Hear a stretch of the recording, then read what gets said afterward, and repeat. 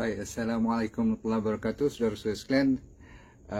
Kita bertemu lagi sekali daripada Tanah Suci. Sempat saya ambil masa sedikit, mungkin 10-15 minit kita bersama sekejap untuk menceritakan satu topik yang pernah panas dulu. Tapi ramai orang minta saya ulang lagi sekali sebab mereka sebahagian yang dah miss. Maksudnya yang baru masuk dan juga yang lama pun mungkin masih lagi tidak ambil pot tentang cerita pot ni. Pot ni maksudnya cerita periuk, cerita tentang cookware. Saya lebih berhati-hati untuk menceritakan perihal topik ni sebab dulu mungkin ada cerita-cerita yang mengatakan contoh bahan pertama yang saya akan cerita ni ada dah pembaharuan. Jadi ilmu yang baru saya nak cerita pada anda sekalian, haruslah anda ambil perhatian. Boleh? Alright, nombor satu ialah tidak lain tidak bukan dari dulu lagi saya kata non-stick. Non-stick ni ataupun dulu ada branded nama Teflon tu telah dibetulkan oleh syarikat-syarikat yang pernah kena sue dulu pun. Dah kena saman pun oleh sebahagian daripada pengguna disebabkan mereka tahu bahawa dalam original Teflon dahulu ataupun yang non-stick, tahu non-stick tak? Yang tak lekat makanan bila you masak tu, zaman dulu punya ataupun generasi sebelum ni ialah mereka ada satu yang dinamakan PTFE, satu lagi nama PFOA. Nama-nama ni sampai sekarang saya tak ingat. Polytetrafluoroethylene lah. Nama-nama sains yang nak sebut pun tak boleh. Tapi yang penting ialah apabila tergores ataupun bercala saja tempat yang non-stick tu, dia akan keluar bahan-bahan yang toksik.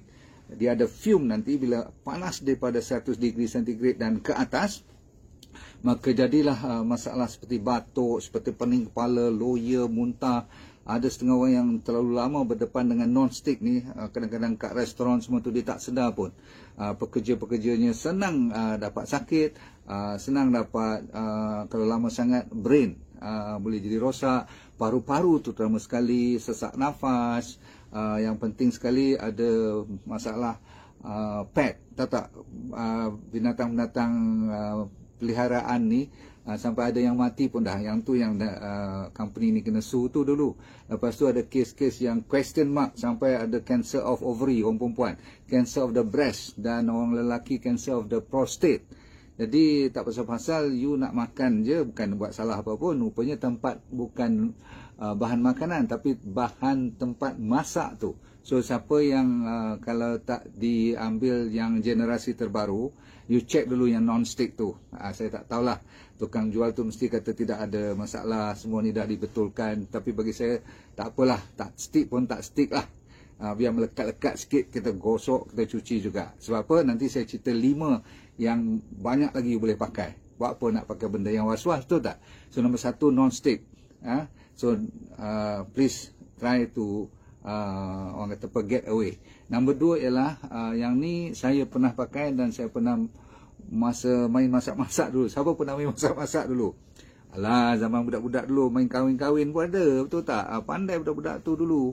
Kau jadi anak dara, aku jadi anak teruna, ada yang jadi pak mentua, ada jadi bapa, ada jadi menantu, semua pandai, very kreatif. Tetapi bila kita masak, kita pergi cari atuk kita, saya tinggal ngatuk. So mak kita punya pun periuk-periuk tu habis kita ambil.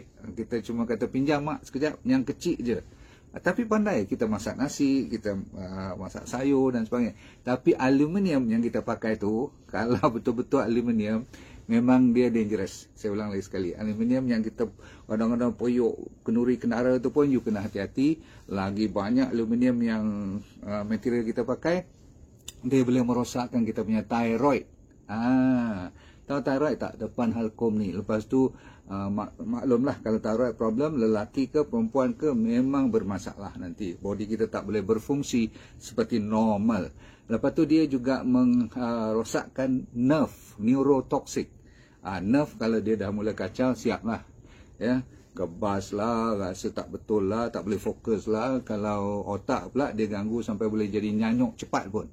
Padahal cuma pakai aluminium, periuk aluminium je, cookware je saja. Dan dia tahan pula tu kan, bukan kata dia boleh patah ke pecah ke apa-apa. Jadi kita pakai bertahun-tahun lamanya, sampai kadang-kadang dibawa keturunan ke bawah bagi ke anak cucu pula tu. So jaga baik brain, heart and kidney. Saya ulang, otak, jantung dan buah pinggang boleh rosak dengan aluminium sebab dia diiktiraf sebagai heavy metal. Tadi bahan toksik yang non-stick tu. Lepas tu kalau kita perah pula limau atau bahan-bahan yang citrus, yang acidic ni, kan banyak asam jawa lah dalam aluminium punya periuk tu. Kita tutup, kita biar kadang-kadang berjam-jam, itu akan cepat lagi mengeluarkan pertubahan aluminium punya molekul tu. Faham? Okey, last ialah 3 kan. Last ialah copper. Tahu copper tak? Copper ni Melayu kata apa? Tembaga ke?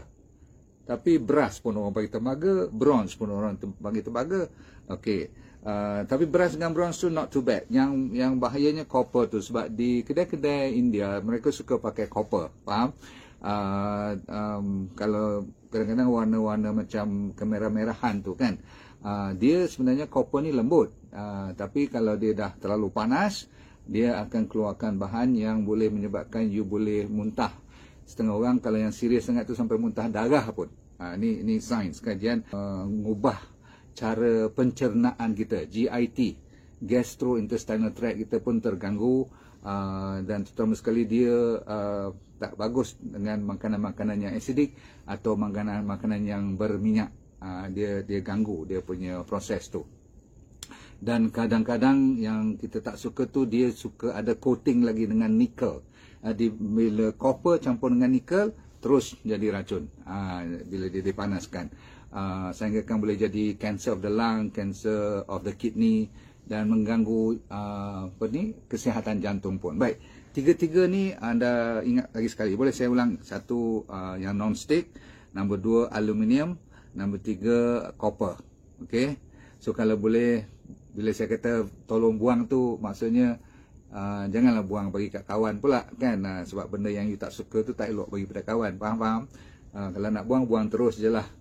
You tak rugi apapun. Bahkan you sekurang-kurangnya tidak menzalimi diri. Kalau dah tahu benda tu merosakkan badan, pakai juga, itu berarti menzalimi diri. Baik, habis. Sekarang kita jangan cerita kosong, kita bagi solusinya, bagi alternatif. Banyak sebenarnya. Nombor 1, saya kata tadi, kalau ada beras atau copper pula, beras dengan bronze. Jarang orang pakai beras dengan bronze punya cookware tu tak. Tapi kalau ada, boleh pakai. Tembaga-tembaga ni boleh. Yang senang you cari ialah seramik. Pernah dengar seramik? Seramik yang macam nak sebut, saya tak bawa lah ke tanah suci ni. Periuk tu dulu kalau you tengok lecture saya yang 2 tahun lepas, ada saya buat sampel. You tengok balik type cookware Dr. Nordin Darus yang perlu dibuang. Saya ada tunjuk sampel seramik. Okey. Dia macam kaca yang tebal tu. Okey. Right. Nombor 2 ialah cast iron. Boleh pakai. Cast iron maksudnya besi betul, besi hitam tu. Okey. Yang berat gila tu. Yang tu boleh pakai. Design macam mana, berbentuk kuali ke, periuk ke, macam mana pun boleh. Bahkan sekarang ni yang orang perempuan suka menggila-gila sampai order daripada France semua tu, nama apa? Nama-nama nak sebut tak reti tu. Yang tak berduit tak payahlah nak beli benda-benda tu semua. Itu orang panggil cuma branding fashion je. Yang betul-betul tengok atuk kita punya kuali tu. Ataupun sekarang restoran-restoran yang style old fashion tu, kuali yang hitam tu. Okey, yang tu best. Berat gila lah, tapi boleh. Seramik, cast iron, besi. Nombor 3 ialah glass. Betul-betul glass yang tebal, yang memang sekarang, zaman sekarang banyak orang pakai glass. So glass yang betul-betul pure glass, very good. Tak ada side effect apa-apa. Bahkan kalau glass tu you pakai dengan konsep bronze ataupun tadi saya kata tembaga tadi, semua-semua ni 90% daripada zat makanan boleh disimpan. Bukan saja dia selamat, tidak berbahaya, tapi dia juga bagi you orang panggil kesan zat makanan yang boleh dikandung ataupun dipertahankan. That means your nutrient is not lost. Yang paling terbaik, ready? Saya selalu simpan last kali, ialah ready? Siapa orang Kuala Kangsar sini cepat? Orang Kuala Kangsar, dia mesti tahu punya ni. Maksud saya apa? Yang bentuk macam labu sayung, yang diperbuat daripada orang simpan air tu. Tapi periuk belanga sekarang ada dalam bentuk yang diperbuat daripada clay. So clay is the best. Tanah liat. Cuma dia nombor satu, kalau you salah-salah jatuh pecah. Nombor dua, kalau you tak sabar nak masak, dia lambat sikit daripada kalau non-stick cepat. Kalau you ambil yang modern-modern aluminium tu lagi cepat nipis semua. Tapi dia ni memang the best. Nombor satu, clay adalah natural dengan body kita. Asal usul kita pun daripada tanah liat tu tak. Jadi boleh. Cuma sekarang ni hati-hati juga. Sejak saya lecture dulu dengan lecture sekarang, saya nampak ramai yang dah buat puyuk-puyuk yang berdesain-desain yang berwarna-warni, yang ada glaze, tahu tak, yang bersinar-sinar tu. Saya percaya yang tu agak berbahaya sedikit. Saya cuma tak buat kajian apa glaze yang dia pakai tu, tapi saya kira kena cuci dululah bagi masak, ataupun you jangan makan atau minum daripada makanan ataupun sayur-sayuran, sup daripada situ. Biar dia masak sekali dua, hilangkan dia punya shining tu. Faham? Dalam periuk tu kadang-kadang ada design lagi. Mestinya kalau design tu dia tak pakai, kecuali kalau natural color. Jangan main kalau nampak cantik, tak semestinya dia selamat. Faham?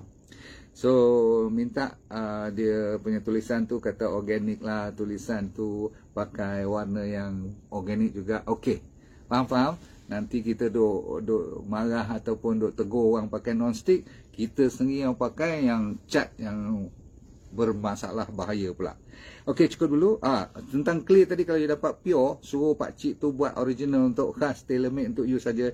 Jangan sapu sebarang yang bershining-shining ni, bersinar-sinar semua ni, tak nak. Mesti ada dia punya varnish ke, shellac ke. Lagi dangerous tu. Sebab apa? Kalau clay betul, biarlah sampai jadi hitam bila you masak tu kan, biarlah you kena cuci lama sikit, tak apa. Sebab 100% zat makanan dalam tu boleh dipertahankan, tetapi yang lebih baik ialah rasanya tak hilang. Dia boleh simpan rasa tu cukup cantik, ya. Cuma you punya penolong pembantu rumah akan komplain lah, sebab dia lambat masak daripada puyuk-puyuk moden ni. Cukup dulu, saudara saya sekalian. Nanti kita bertemu lagi dari semasa ke semasa kalau saya berkesempatan. So selamat kita bertemu lagi di waktu yang terdekat. Assalamualaikum warahmatullahi wabarakatuh. Supaya dunia anda bahagia dan akhirat anda syurga. Saya dah doakan untuk anda semua, insya-Allah. Biarlah doa kita sama-sama makbul, dan anda semua sedia untuk let go and feel good all the time. Bye.